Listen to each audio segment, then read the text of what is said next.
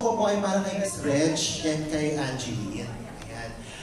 Paano nyo ginamit sa pagiging judge yung pagiging ina nyo sa totoong buhay? Ina mo rin! Uy! Miss Reg! Yung pagiging Nagtatanong lang. Miss Reg, nagtatanong lang si Kuya Bon. Sorry. Nagulat lang ako. Sorry. Ayun, Miss Reg, paano nagamit yung mother's instinct, yung mother's love, yung mother's compassion sa pagiging murado? Andrea, ako muna. Go, Miss Reg.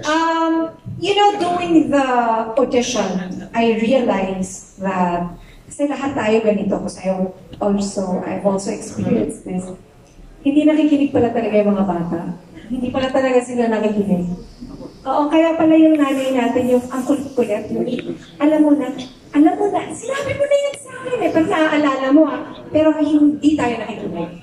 So, it's kind of hard to, being a mom, it's hard to balance being a judge and trying to correct them and also try to be sensitive kasi hindi ko naman anak yun eh. Kasi kung anak ko yun, hello, makinig ka sa akin, hindi ko yun anak. So, you need to kind of balance it.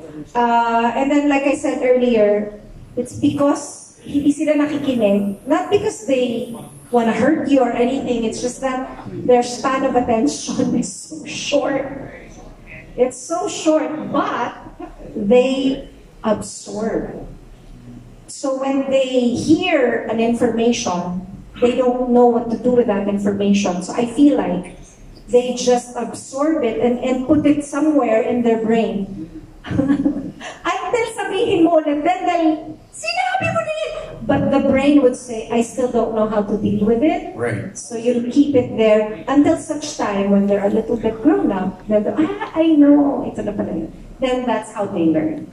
That's nice. Okay, so yun yung kailangan namin i-balance. Although, like I said, ngayon ko lang yung na-realize eh. So parang may natututunan din ako. Saka remember, itong mga edad nilang to, transformative years nila yan. At saka ito talaga yung age na hindi talaga sila nakikinig. Oh, saka, Can I say something? Go ahead, yes, sir. Actually, nung bata ako, nakikinig talaga ako. Hindi ko lang sinusundan yung mga sinasabi. Yan, ganun. But that's parang ganon. Parang ganun. You absorb the information, but kasi a child's brain is actually like a sponge. So they just keep absorbing information, but they still don't know what to do with it. it's just there. It's just there. But they know it's there. You said that, but I still don't know what to do with that information. So as far as judging is concerned, we have to, yung correcting namin kailangan dun sa level nila, dun sa language na maiintindihan nila, dun sa emotions na kaya nilang i-digest. So, mahirap. Ang ginhaw, paano ka naging judge? Paano ka naging judge? Bilang nanay rin in real life. Paano ka mag-judge? Ang ganda-ganda ng sinabi ni Miss Reg, na-feel ko yun. Ano nga yung tanong?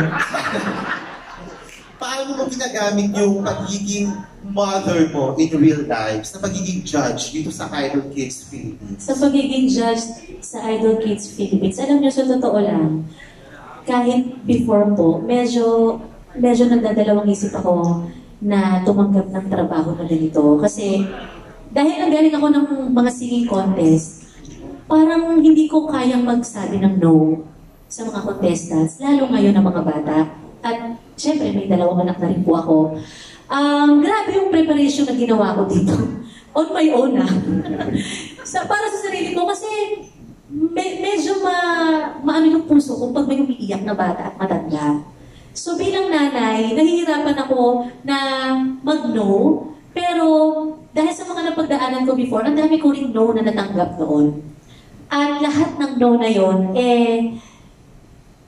Binabalik mo? Sorry. lahat ng no na yun. No pa din. Joke lang. Ang laking tulong kung nasan man ako ngayon. And sa lahat ng mga nag-no sa akin noon, tandaan niyo yung mga araw nag-no kayo. Kasi ang laking tulong sa akin noon. Medyo mahirap mahirap, pero alam po, may purpose kung bakit po ako napunta rito ngayon. And yung lagi kong iniisip sa lahat ng mga batang nag-audition na nakakaharap namin, isa kami sa mga tutulong para mas maabot nila yung mga pangarap nila. Sundan ko lang yung tanong ni Von kasi ang ganda ng line of questioning na yan eh. Paano kayo yung words pag kayo nag-judge sa mga kids? JK, paano yung words? I'm sure dapat extra ingat, di ba? Tinetext ko na lang sila. Oo. Mga magulang yung Hindi ko kaya nakausap. sabihin. Text ko na lang, sabi. Kaya ko maraming magulang na galit sa akin kasi ako yung no ng no. Ay, talaga? Hindi ba? Hindi. Pero ayun. Sorry na nakalimutan ko. No, but I feel like the dynamic is really nice kasi you have Mama Reg, Ate Angge, who's coming from a more motherly love and approach. Okay. Right? And then you have Tito Gary na talagang may touch of seriousness and Like a father. Strictness like a father. And ako lang parang, kaya yung naipwesto ko sa sarili ko na parang mas kuya approach. So the way I talk na parang, yung drama, ako mga gusto yan, gagawin mo. Kakanta po, ganyan. Ano ngayon? May di ba konting ganung ano. So, tapos may mga papasok, ano pangarap mo sa buhay? Gusto ko po mag-acting. Maling show sa dalihan mo, ha? Break mo yung eyes para mawala yung nervyos. Yeah, exactly. So parang ano rin sila, parang binabato lang ng bira na parang sila naman, most of them come in na talagang nanginginig, gano'n. Siguro kasi malamig na Kasi malamig din. Studio. Basta rin yun. Pero ayun, mas more kuya approach yung ginawa ko with the kids. Okay. Yeah. Kuya Gary, the choice of words. Well, ang advantage kasi bilang hindi lang isang tatay pero bilang isang papi, okay? Because I'm a lolo now. Natutunan ko rin na kausapin ng mga kabataan katulad ng age ng mga nasa Idol Kids Philippines. Yung gagamitin ko ba yung mga salita na how would I say, paano ba yun? Yung bagay dun sa kung saan sila, yung hilig nilang gawin, maliban sa pagkanta. So for example, mahilig mag-basketball. Kung medyo sumablay, parang gano'n yun, di ba? Sa basketball, kailangan mag-shoot, di ba? Kailangan lahat ng pag-winning shot, kailangan pumasok yun. Kumbaga something that they can understand. They can understand kasi they can relate, they can associate it dun sa kung ano man ang ibang kanilang ginagawa. Ganda. That's how I try to do it. But it's not easy. Because more than being hopefuls, these are children and they're developing. So sometimes when you say no, hindi natin alam kung ano Paano niya tatanggapin yun? Yeah. Pero I think na in a way, kailangan din matuto din yung mga kabataan ngayon na minsan when you lose or when somebody says no, mas lalo mong binibigyan ng halaga pag nakatanggap ka ng konting panalo sa buhay. When you receive a yes or a win in life, you treasure that because you know what it is to lose. Then you'll work harder and harder to only get better. Doon papasok yung role ng mga magulang. Yeah. Di ba? No? Yeah. After, whether they win or not, di ba? The parents should continue guiding them. Yeah. Alright? Von, second question?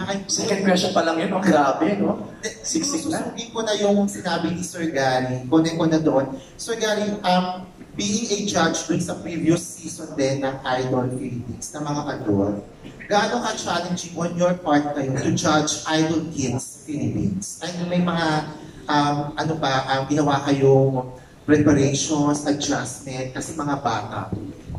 Yeah, Von, it's different. Kasi the kids today, mas exposed sila ngayon sa kung ano yung binabatuntog sa social media, all these platforms. So may standard na sila. Diba? Ito yung gusto kong maging. Tapos biglang naapak sila dun sa entablado, biglang no. It's difficult. Nung nagte-taping kami, at least for me, pag uwi ko, o habang pauwi ako, nandun ako sa kotse, iniisip ko, ano ba to? How do I continue to play the role that I was meant to play, even if they're no longer a part of the show? At may mga ibang instances na nag-usap kami, And we decided na, okay, we'll continue to support. Ay, wow. Yung mga ganun. Because it's annoying. It's not just a show. It's a show with a lot of heart. And I think that's one thing that a lot of people need today. It's a show with a lot of sincerity, authenticity, and heart. And you cannot just come up with a show for kids, but you have to come up with a show that with the kids and bring out the best in them, whether it's a yes or a no. And that takes a lot. It cannot only take one. It takes the 4 judges, including the entire staff, to really be able to bring out the best in all of them. So it's a bit tough, but I'm glad I'm a part of it. Angge? And this is not just a show. It's a showcase of talent. Anong linggo mong pinag-aralan? Yes, no? For day yun. Party. Okay ka, Von? Okay na, congratulations po and looking forward to Idol Kids. I hope you enjoy it. Thank you, Von.